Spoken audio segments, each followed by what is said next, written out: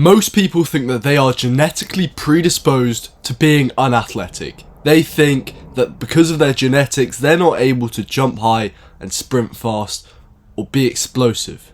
But what if I told you that just by doing these 4 things, you could become way more athletic and actually have long-term gains to the point where in the future you'd maybe be able to dunk and run very fast. Certainly run faster than you do now. My name is Max Sheriff and I have taken my 40-yard dash from 5.15 seconds to 4.6 seconds, and I've also taken my vertical jump from 22 inches and not touching the rim to 38 inches and throwing down windmills. I have gotten so much more athletic, it is ridiculous.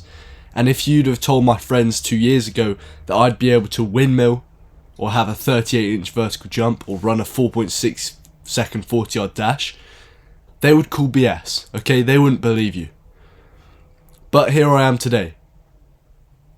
The reality is you're probably miles away from your genetic ceiling. By the way, I created a 4-week speed training program to prove to you that you can get way more athletic in just 4 weeks, even with your shitty genetics. Seriously, check it out. We've already had some clients make crazy progress.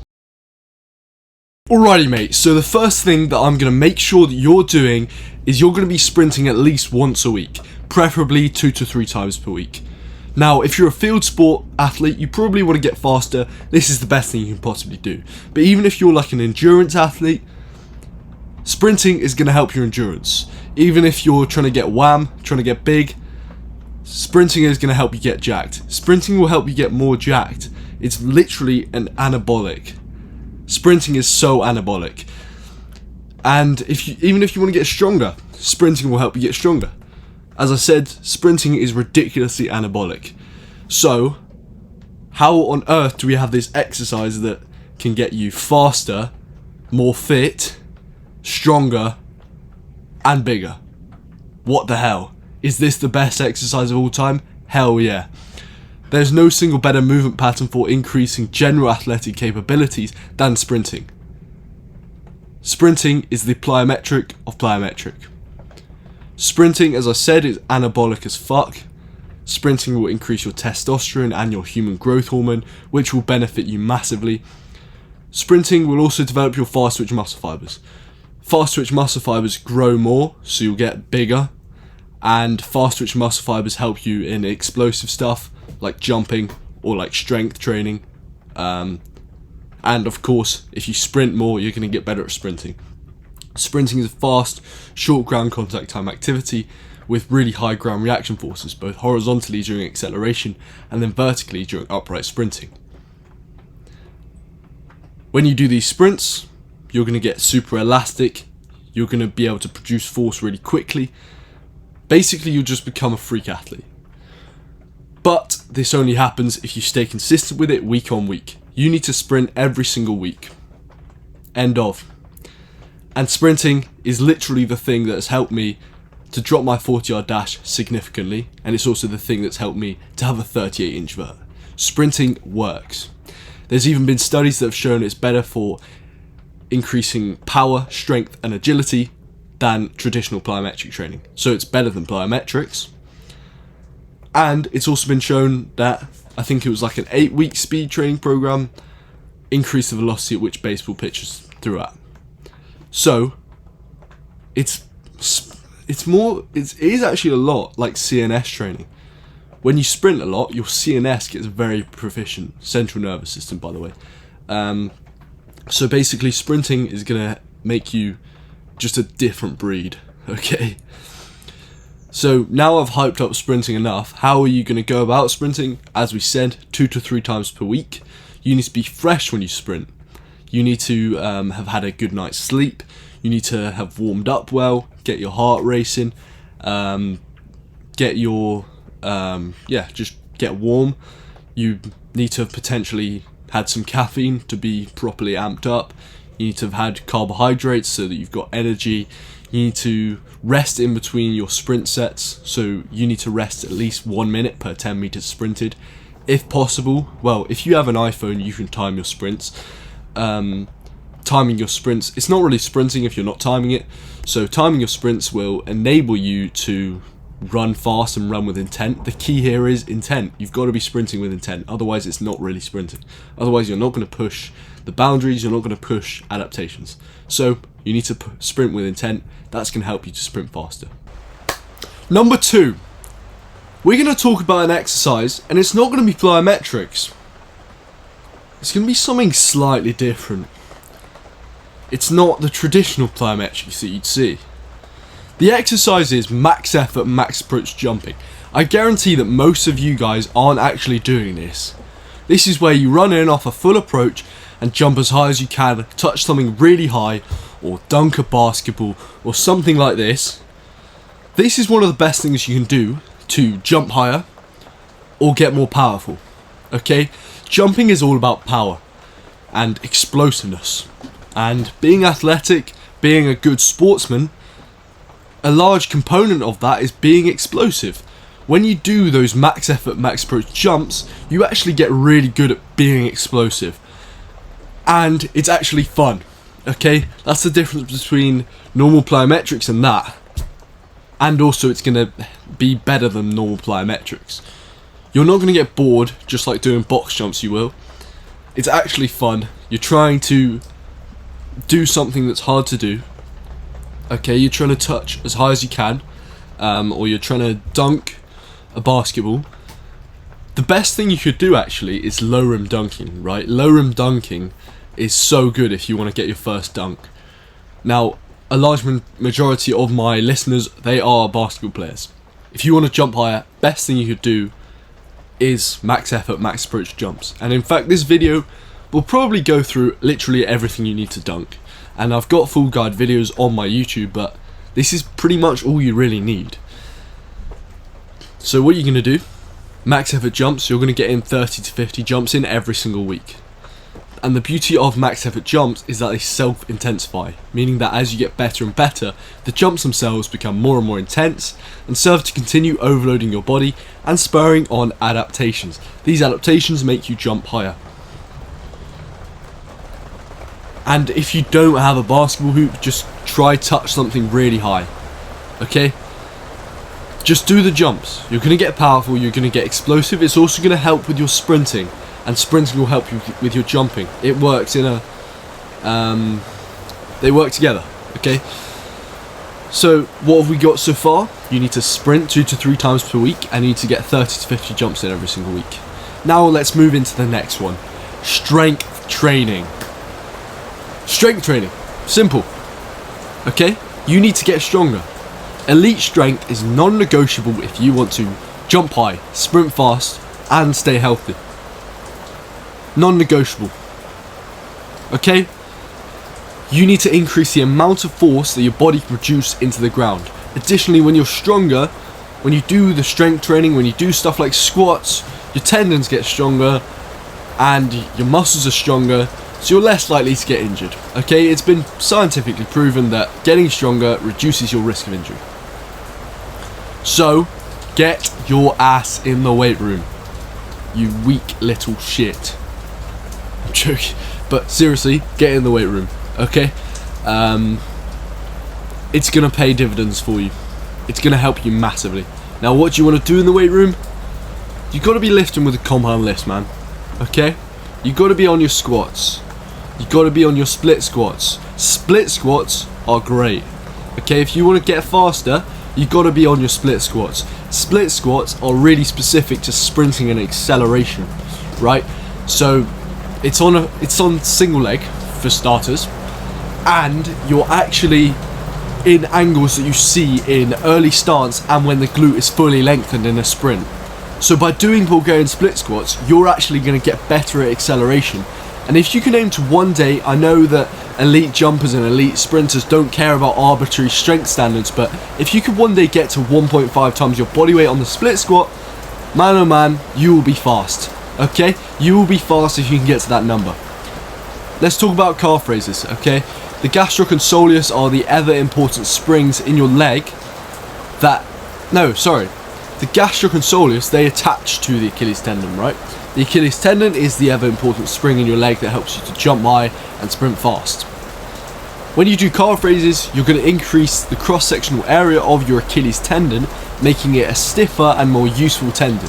This will benefit you because you're going to be able to sprint faster and jump higher because you have a stiffer and more useful tendon.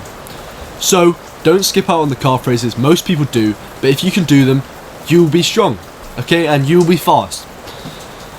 Then let's talk about power cleans. Power cleans are the best thing you could possibly do to increase your rate of force development. Rate of force development is simply how much force you can produce in a short amount of time. And the more you can do that, the higher you're going to jump, the faster you're going to sprint. So you got to be doing power cleans, you got to be doing split squats, you got to be doing calf raises, and back squats as well, really important. Just general strength in the knee extensors, that's going to help you to jump high and sprint fast. Basically, you just need to get strong as hell. I could do a whole nother video about strength training. In fact, that is actually a good idea. I might do that. Next video, stay tuned, I'll make a whole video on strength training, how to strength train to get faster and jump higher. But yeah, you need to get stronger. Some stuff we could talk about here: progressive overload. Try add 2.5 kilos every 2 weeks or so. Try get stronger on every single lift. You can either I could talk so much about this. You've got stuff that you need to vary. You can either vary your intensity, which is how much weight you're doing, or vary your volume, which is how much.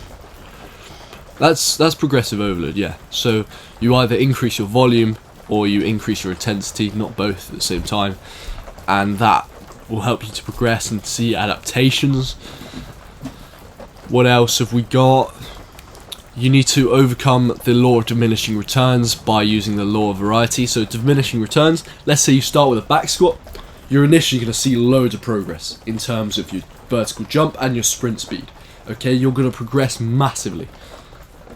But that's going to taper off, and eventually you'll get to a stage, okay, so it's like a curve, it'll flatten, okay, that means you'll never get any more progress from it, and then eventually it'll fall off and you'll get worse from doing that exercise. So you really do need to cater that in, and the way you overcome it is the law of variety. So you do different exercises, different variations.